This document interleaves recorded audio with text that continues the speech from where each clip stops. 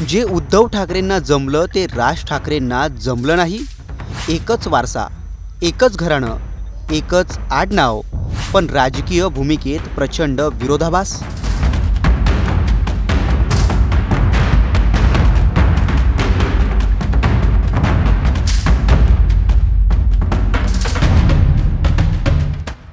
राज ठाकरे आणि उद्धव ठाकरे बाळासाहेब ठाकरेंच्या तालमीत तयार झालेले नेते, पण आज दोन्ही ठाकरे बंधू एकमेकांचे कट्टर राजकीय विरोधक।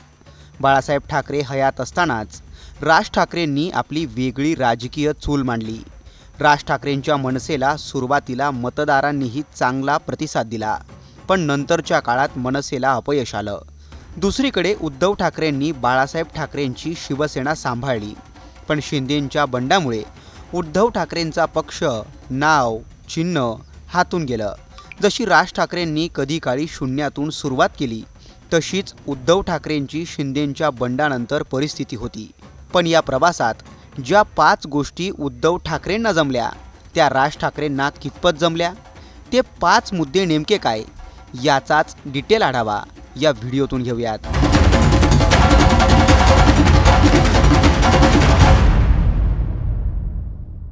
वाटेल ते फाजील चाळे चालू देणार नाही। मी तुम्हाला सांगतो ना, हे एकदा राज्य जर माझ्या हातामध्ये आलं ना, अख्खं राज्य सुतासारखं सरळ करून ठेवीन मी। मुद्दा क्रमांक 1, उद्धव ठाकरेंची मुख्यमंत्री पदापर्यंत मजल। राज ठाकरेंची मुख्यमंत्री पदाची महत्त्वाकांक्षा लपून राहिली नाहीये। त्यांनी अनेकदा स्वतः देखील ती व्यक्त करून दाखवली आहे। पण असं असलं तरी आत्तापर्यंत राज ठाकरेंचं नाव मुख्यमंत्री पदाच्या शर्यतीत दिसून आलं नाहीये।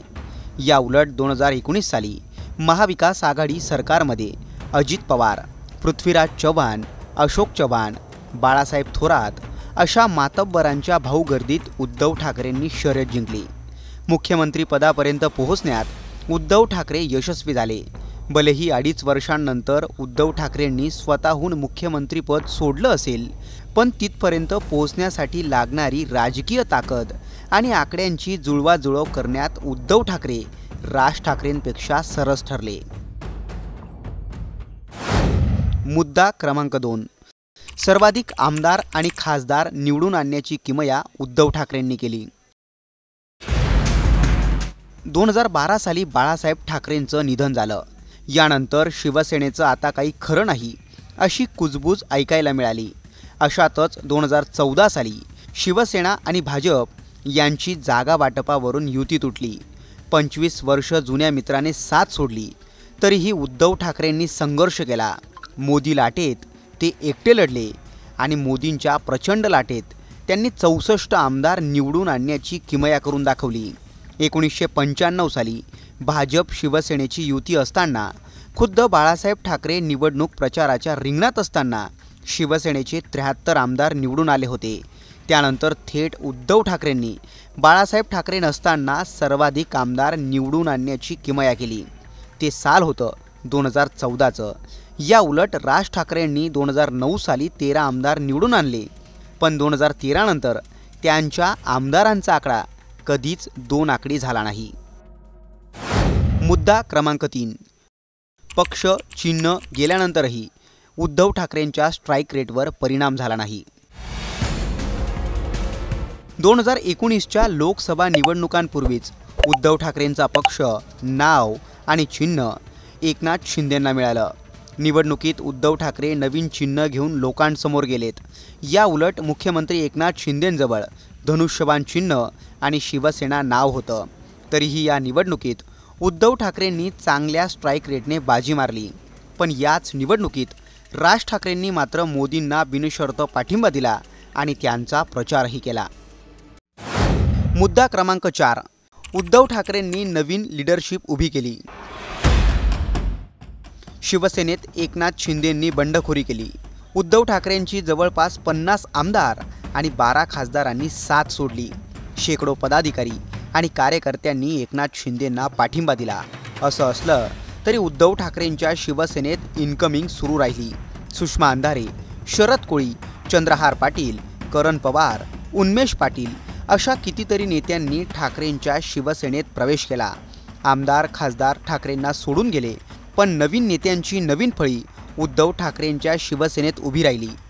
या उलट राज ठाकरेंच्या मनसेतून चर्चेत आलेले नितीन नांदगावकर, कीर्तिकुमार शिंदे, वसंत मोरे, रुपाली ठोंबरे पाटील, राम कदम, हर्षवर्धन जाधव, हेमंत गोडसे यांनी राज ठाकरेंची साथ सोडली, पण त्यांची पोकळी भरून काढणारं दुसरं नेतृत्व राज ठाकरेंना उभं करता आलं नाही का, असा प्रश्नही विचारला गेला।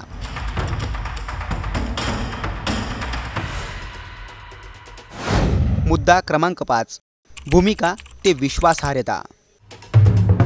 2019 साली मुख्यमंत्रीपदावरून उद्धव ठाकरेंनी भाजप विरोधी भूमिका स्वीकारली। युती तुटल्यापासून ते भाजप विरोधात आक्रमकपणे बोलत आहेत। उद्धव ठाकरेंच्या हिंदुत्वावरूनही शंका भाजपच्या नेत्यांनी घेतली। शरद पवार आणि काँग्रेसशी उद्धव ठाकरेंची जवळीक वाढली, त्यामुळे भाजपने ठाकरेंवर आणखीनच घणाघाती टीका केली।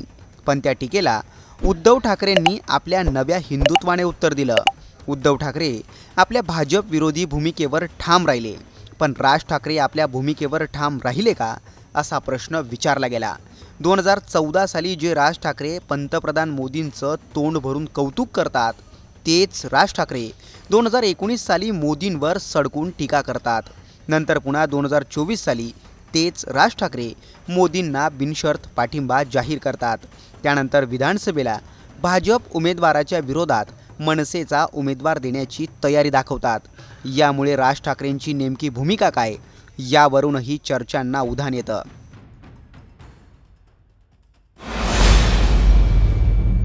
मुख्यमंत्री पदापर्यंत जशी उद्धव ठाकरेंना मजल मारता आली, तशी राज ठाकरेंना मारता येईल का? मनसेत दुसरी फळी उभी करण्यात राज ठाकरे नेमके कुठे कमी पडले? आपापल्या सुपुत्रांच्या बाबतीतही राजकीय करिअर सेफ करण्यात उद्धव ठाकरे आघाडीवर दिसतात। आदित्य ठाकरे सध्या वरळीचे आमदार आहेत, तर आता राजपुत्र अमित ठाकरे भांडूपमधून विधानसभा निवडणूक लढवतील असं बोललं जात आहे। अर्थात आता या सगळ्या तुलनेत उद्धव ठाकरे आणि राज ठाकरे यांच्यात वरचढ कोण ठरतं? तुम्हाला काय वाटतं? दोन भावांनी एकमेकांमध्ये स्पर्धा करावी की एकत्र यावं? यावरची तुमची प्रतिक्रिया कमेंट करायला विसरू नका। आणि सोबतच उद्धव ठाकरेंचं टेन्शन वाढवणारी आकडेवारी नेमकी काय आहे, याचा डिटेल रिपोर्टही नक्की बघा।